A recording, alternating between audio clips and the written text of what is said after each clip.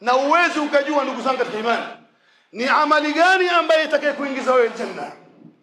Yule mwanamke kahaba wa Bani Israili alipokwenda kunywa maji kwa sababu anasikia kiu, alimpata mbwa anazunguka kile kisima kwa kiu.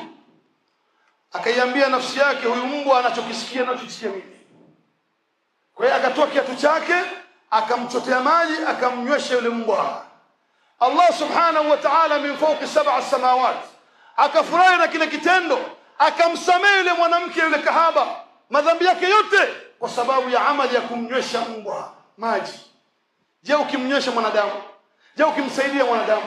Je, ukifanya khairi wewe itakusaidia kiasi gani mbele Allah subhanahu wa ta'ala? La tahkiranna min al-ma'ruf shay'an, usiache kufanya wema. Hauwezi ujue ni ibada gani itakayokuwa na adhabu ya Allah subhanahu wa ta'ala.